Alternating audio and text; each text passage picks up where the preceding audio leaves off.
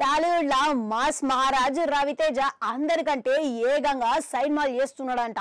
ఇక ఏడాదికి 2-3 సినిమాల చొప్పున విడుదల చేస్తూనే ఉన్నాడు. గది ఇట్లా మనం చూస్తూనే ఉన్నాం కదా.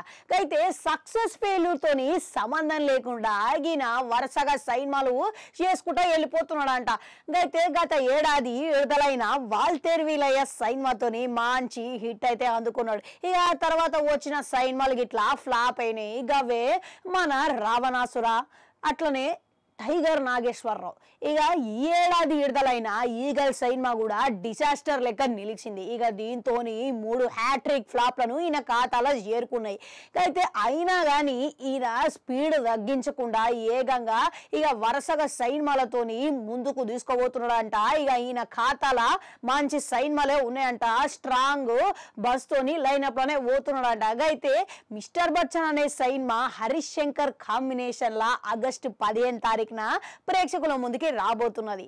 ఇక ఇది ఇట్లుంటే ఈ సినిమా ఇప్పటికే విడుదలైన పాటలు కానీ టీజర్ కానీ మంచి రెస్పాన్స్ అయితే దక్కించుకున్నది. ఇక అందరిలా మంచి పాజిటివ్ టాక్ అయితే ఉన్నదనే చెప్పుకోవాలి. ఇక దీంతో ఇక హరీష్ శంకర్ నుంచి వచ్చే 5 ఏళ్ల తర్వాత సినిమా కాబట్టి కొంత క్రేజ్ కూడా ఉన్నదని చెప్పుకోవచ్చు.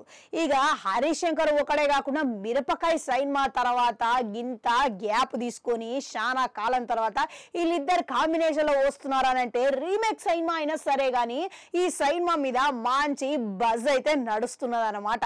ఇది ఇట్లుంటే ఈ సినిమా బిజినెస్ ఆల్మోస్ట్ అన్ని క్లోజ్ అయిపోయినాయంట. నైజాంలా 15 కోట్లకు వరకు అమ్ముడు పోయినాయని తెలుస్తున్నది. ఇక అంతేకాదు, ఇక డిస్ట్రిబ్యూటర్లు కూడా ఒకవేళ సినిమా ఫెయిల్ అయితే నష్టం కింద 2.5 కోట్ల వరకు చెల్లిస్తారంట. ఇక డిస్ట్రిబ్యూటర్లు కొంతమంది 2.5 కోట్ల వరకు రివర్స్ కొనుక్కున్నారంట. ఇక అంతేకాకుండా ఈ సినిమా ఆల్రెడీ నైజాంలా 15 కోట్ల వరకు పోయినాయంటే ఇక ఆంధ్ర సీడెడ్ల కూడా భారీ లెక్కలు తేలే అవకాశం ఉన్నదని అందరు అంటున్నారు. అయితే ఇప్పటికే సినిమా మీద మంచి బజ్ క్రియేట్ కావడంతో డిస్ట్రిబ్యూటర్ల సైతం రైట్ల కోసమని పోటీ పడుతున్నారంటే నమ్ముయి.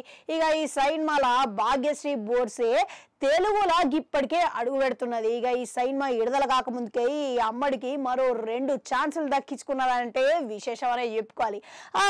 ఇక మీకు గిట్లా ఏమనిపిస్తున్నది? సినిమా హిట్ అవుతుంది అని అనుకుంటున్నారా? వీళ్ళిద్దరు కాంబినేషన్ మళ్ళా ఆ మసాలా అనేది ఏర్పడుతుంది అంటారా? కమెంట్లా కమెంట్ పెట్టుడి. అట్లా గంటుంటే అది కూడా నొక్కరి మళ్ళీ వస్తా.